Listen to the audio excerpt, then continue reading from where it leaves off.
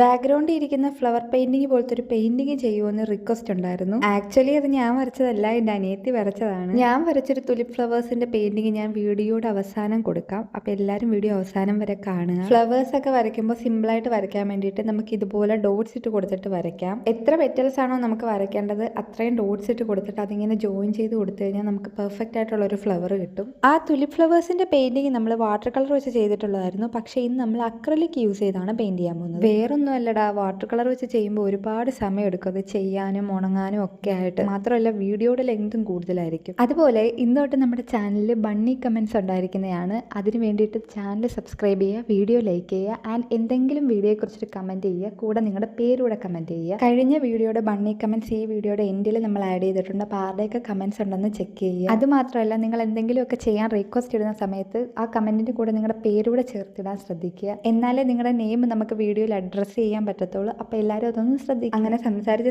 നമ്മുടെ ഫ്ലവറിന് കളറൊക്കെ അടിച്ചു കഴിഞ്ഞു. ഇനി നടുക്ക് കളർ ചെയ്യാൻ വേണ്ടിയിട്ട് നമ്മൾ ചെറുതായിട്ട് ഡോട്ട് ആയിട്ട് ഇട്ട് കൊടുത്താൽ മതി. അപ്പോൾ കുറച്ചുകൂടെ ഒരു റിയലിസ്റ്റിക് എഫക്റ്റ് നമുക്ക് കിട്ടും. അതുപോലെ സ്റ്റെമ്മ് ഞാനിവിടെ ഔട്ട്ലൈൻ ഒന്നും വരയ്ക്കാതെ കളർ ചെയ്ത് പോവുകയാണ്. തെറ്റൊന്നുള്ളവർ ഉറപ്പായിട്ട് പെൻസിൽ വെച്ച് വരച്ചിട്ട് കളർ ചെയ്യുന്നതായിരിക്കും ബെറ്റർ. അതുപോലെ തന്നെ ലീവ്സും നിങ്ങൾ പെൻസിൽ വെച്ച് വരച്ചിട്ട് കളർ ചെയ്യുന്നതായിരിക്കും കുറച്ചുകൂടെ ബെറ്റർ. ഞാനിപ്പോൾ ഓരോന്ന് പെൻസിൽ വെച്ച് വരയ്ക്കുന്നത് കാണിച്ചു കഴിഞ്ഞാൽ നമ്മുടെ വീഡിയോ ഒരുപാട് ലോങ് ആയി പോകത്തില്ലേ.